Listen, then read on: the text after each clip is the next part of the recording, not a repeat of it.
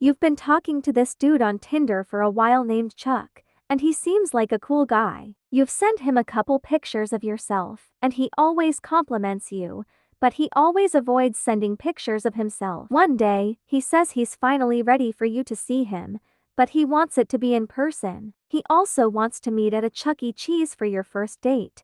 You think it's ironic that a man named Chuck wants to take you out to Chuck E. Cheese, but coincidences happen.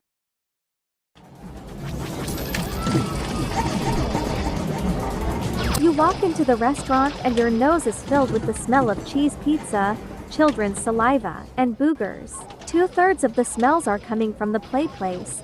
I'll let you guess which.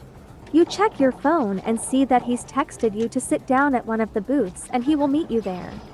Every once in a while, you see a man in a Chuck E. Cheese costume walking around serving the kids pizza and drinks. After waiting for around 15 minutes, you've lost your patience and you're about to leave this gross place. However, the same man that's been walking around comes over to your booth and sits down on the opposite side. On closer inspection, his costume looks surprisingly real.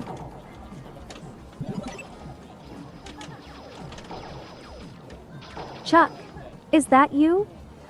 He immediately becomes flustered, surprised you recognized it was him. I'm sorry, I didn't want you to see me like this. You become confused. See you like what? It's okay if you didn't have time to change out of your costume. He somehow becomes even more embarrassed. It's not a costume. You couldn't quite hear him and are still confused. I'm sorry, I couldn't hear you, Chuck. What did you say?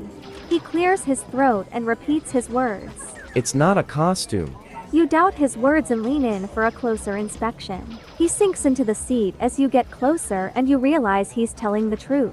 You're confused and conflicted on how to respond.